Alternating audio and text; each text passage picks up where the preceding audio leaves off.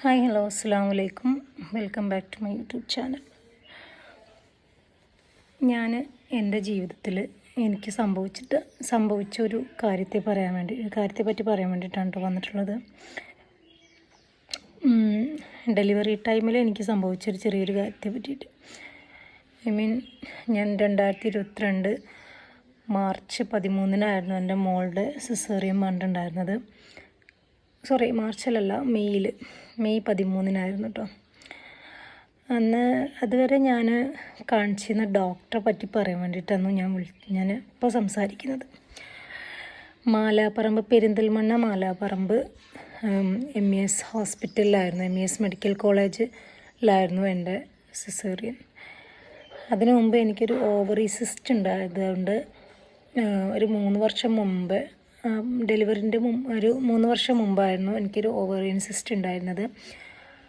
അത് അവിടെ തന്നെ ആയിരുന്നു എനിക്കത് ഓപ്പറേഷൻ ചെയ്ത് കളഞ്ഞത്. അതുകൊണ്ട് തന്നെ ഞാൻ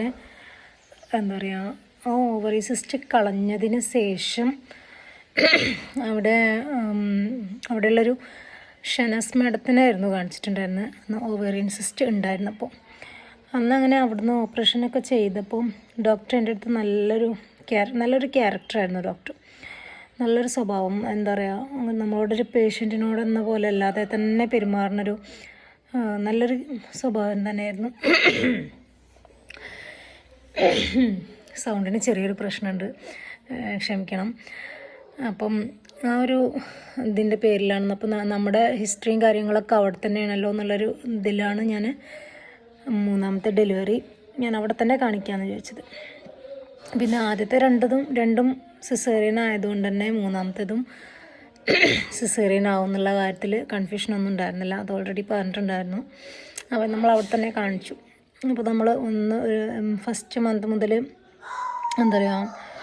അതായത് നമ്മൾ അറിഞ്ഞത് മുതൽ നമുക്ക് ഡെലിവറി ടൈം ആകുന്നത് വരെ നമ്മൾ ഷനാസ് മാഡത്തിനെ തന്നെ ആയിരുന്നു കൺസൾട്ട് ചെയ്തിരുന്നത്.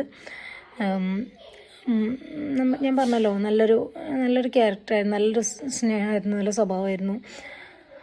അപ്പം അങ്ങനെ 30 കാണിച്ച് നമ്മൾ അഡ്മിറ്റ് ചെയ്തതിൻ്റെ രാത്രി പോലും, രാത്രി തന്നെ ഡോക്ടർ വന്നിട്ടുണ്ടായിരുന്നു. വന്ന് ജസ്റ്റൊക്കെ ഒന്ന് നോക്കിയിട്ടൊക്കെ പോയി. പിറ്റേ ദിവസം എന്നൊരു 11 മണി, ഒരു വെള്ളിയാഴ്ചയായിരുന്നു, ഒരു 11 മണിക്കൊക്കെയാണ് നമ്മളെ ഓപ്പറേഷൻ തിയേറ്ററിലേക്ക് കൊണ്ടുപോയത്. അപ്പം ഓപ്പറേഷൻ തിയേറ്ററിൽ ഡോക്ടർ വന്നില്ല. ഓപ്പറേഷൻ തിയേറ്ററിൽ ഡോക്ടർ വന്നില്ല, പകരം വേറൊരു ഡോക്ടറായിരുന്നു. ഡോക്ടർ ഓപ്പറേഷനൊക്കെ കഴിഞ്ഞു, കുഴപ്പമൊന്നും ഉണ്ടായിരുന്നില്ല. ഒരു മോളായിരുന്നു, ആദ്യത്തെ 2 ആൺകുട്ടികളായിരുന്നു. പിന്നെ 3ാമത്തെ ഡെലിവറി കഴിഞ്ഞ് സീന മാം അങ്ങനെ തോന്നുന്നു, ആ ഡോക്ടർ പേര് അതായിരുന്നു തോന്നുന്നു. എൻ്റെ ഓപ്പറേഷൻ വന്നിരുന്നത് ആ ഡോക്ടറായിരുന്നു. പിന്നെ വേറെയും കുറച്ച് പേരുണ്ടായിരുന്നു. അങ്ങനെ ഓപ്പറേഷനൊക്കെ കഴിഞ്ഞു. അപ്പോൾ എനിക്ക് തോന്നി, അപ്പോഴൊന്നും അവിടെ ഡോക്ടറില്ല. ഓക്കെ, കുഴപ്പമില്ലല്ലോ, നമുക്ക് നോർമലായിട്ട് എന്തും സിസേറിയൻ 2 കഴിഞ്ഞ പോലെ തന്നെ ഇതും കഴിഞ്ഞു എന്നുള്ളൊരു തോന്നൽ എനിക്കുണ്ടായി. അപ്പോൾ ആക്ച്വലി ഞാൻ ഡോക്ടർ വന്നില്ല, അതെനിക്ക് ഭയങ്കരമായിട്ട് എൻ്റെ മനസ്സിലെന്തോ തോന്നി. കുഴപ്പമില്ല, പോട്ടെ. ഓപ്പറേഷനൊക്കെ കഴിഞ്ഞ് അതിന് ശേഷം എനിക്ക് ഓപ്പറേഷൻ കഴിഞ്ഞ് കുട്ടീനെ കാണിച്ചെന്ന് പിന്നെ ഒക്കെ കുഴപ്പമില്ലാതെ പോയി. ജസ്റ്റ് എനിക്കൊരു തലവേദനയും വന്നു, ഒരു വൊമിറ്റിങ്ങും വന്നു. അതപ്പം തന്നെ എനിക്ക് എന്തോ മരുന്ന് കുത്തിവെച്ചിട്ടാണോ എന്നറിയില്ല, അതപ്പം തന്നെ എനിക്ക് മാറി. അങ്ങനെ കുറച്ച് കഴിഞ്ഞിട്ട് അവരെന്നെ മറ്റേ റൂമിലേക്ക് മാറ്റി. പിന്നെ നമുക്ക് ഈ അനസ്തേഷ്യൻ്റെ സൂചി വെച്ചതുകൊണ്ട് തന്നെ നമുക്ക് അരക്കുന്ന കീപ്പിട്ട് എന്ത് സംഭവിച്ചാലും കുറച്ച് നേരത്തേക്ക് നമുക്കത് അറിയാൻ പറ്റില്ലല്ലോ. അങ്ങനെ കുറേ കഴിഞ്ഞൊരു സിസ്റ്റർ വന്നിട്ട് ജസ്റ്റ് നോക്കിയപ്പോൾ തോന്നുന്നു ബ്ലീഡിങ് ഒരുപാട് കണ്ടു. നല്ല ബ്ലീഡിങ്ങും മാക്സിമം ബ്ലീഡിങ്ങും ഒക്കെ ഉണ്ടായിരുന്നു. അപ്പോഴും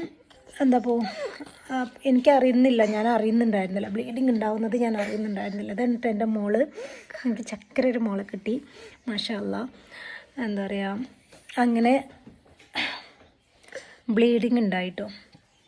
ബ്ലീഡിങ് ഉണ്ടായ സമയത്തും ഈ ഡോക്ടർ വന്നില്ല.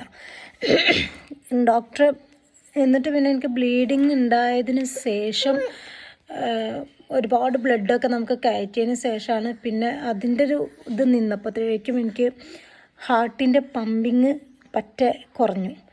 ഹാർട്ടിൻ്റെ പമ്പിങ് പറ്റെ കുറഞ്ഞ് ഒരു വിധം എന്താ പറയുക, ഡോക്ടർ ഒരു ആ MES ഹോസ്പിറ്റലിലുള്ള ഈ മറ്റേ ഓൾമോസ്റ്റ് ഡോക്ടേഴ്സ് എല്ലാം അവിടെ ഉണ്ടായിരുന്നു.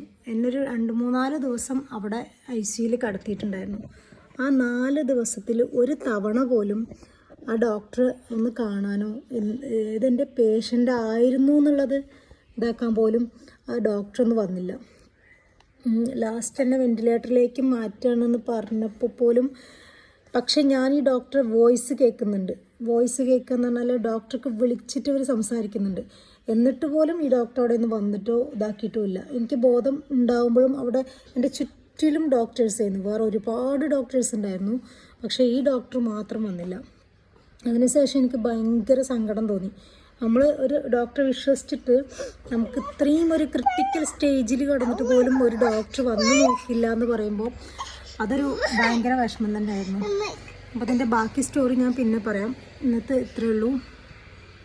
ഇഷ്ടപ്പെടുമെങ്കിൽ ഒന്ന് ലൈക്ക് ചെയ്യാനും ഷെയർ ചെയ്യാനും കമൻറ്റ് ചെയ്യാനും മറക്കരുത്. അപ്പോൾ ഇത്രയേ ഉള്ളൂ.